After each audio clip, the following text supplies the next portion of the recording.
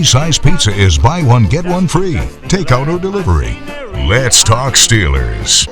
Welcome back to Let's Talk Steelers. This segment sponsored by our good friend. You want that? Our good friends at Lawrenceville Distilling, makers of parking chair vodka, and they have absinthe, and they've got ginger, and we love the guys at Lawrenceville Distilling. Joe DeGroot and his brothers down there. They sit in a garage and they mix all this. They got their licenses. Don't worry, but it's good stuff. If you can't trust the tank on drinking, then I don't know who they can trust.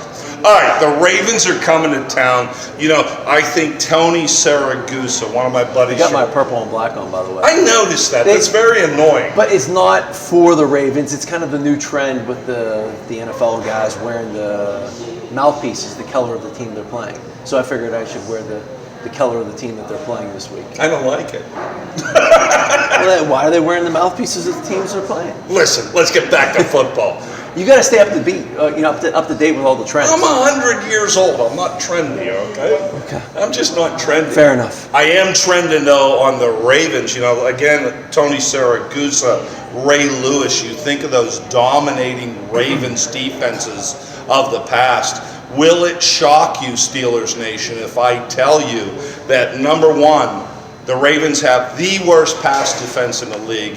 The Ravens are ranked 21 overall defensively, Mike. Really a shock, not the same old Ravens. I think they can be exploited this week. Russell Wilson, George Pickens, Austin is coming back. They've given up a lot of their passes, and if you go back and you look at the Bengals footage, they were up, the Bengals, 21-7 on them. They were hitting the deep ball. They were hitting the mid linebacker spots. In fact, they've let 5 guys throw close to 300 yards on them this season. They're giving up, and that's a bad thing with Russell Wilson in town now. Well, the Bengals, they were able to pretty much do everything they wanted to except run the football. They kind of gave up on that game early, but they don't have, they don't have Joe Mixon anymore. They've got Chase Brown, who's not quite the same. The Pittsburgh Steelers definitely have a better run game and that play action pass game. But what you look at with the Ravens is, like you said, they're not as dominant, and they have a new defensive coordinator this year. Their former defensive coordinator, obviously first it was Wink Martindale, he moved on. Now it's McDonald, or he's out in Seattle.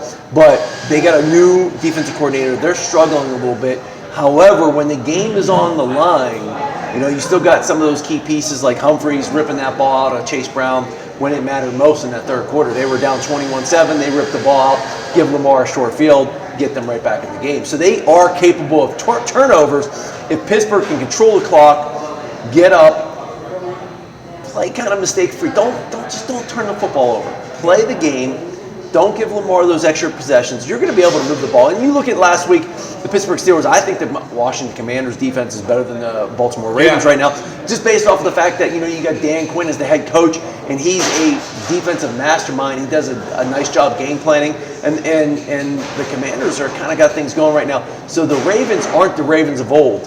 They are becoming a little bit more of a offensive team and hoping the defense can hold on, as opposed to, our defense is stout. Let's not screw this game up. It's going to start with the Pittsburgh Bullies up front. That offensive line for your Pittsburgh Steelers. I don't see anybody that is dominant on that defensive line. You played the game a long time.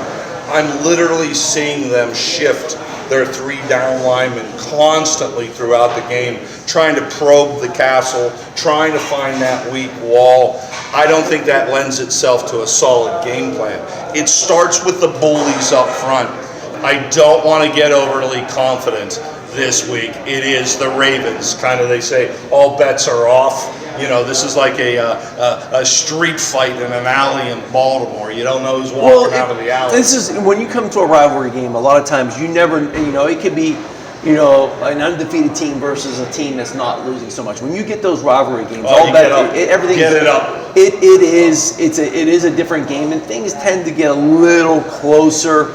I don't even like that mascot of theirs. You seen that mascot? That bird looks like you found it in an alley and it was dead. Do you ever see the Ravens mascot? No, Edgar Allan Poe's the Raven. The Raven. All right, I'm Tank. He's Mike. Let's Talk Steelers. We'll huddle up here again at the Italian Village Pizza, Trattoria on Route 28, Waterworks Mall, and we'll talk about the Steelers' victory over the Ravens. Here, try that. It's good. Try it. I'll try it. We're from the town with a great football team. We cheer the Pittsburgh Steelers. Chuck Noll and all his friends are all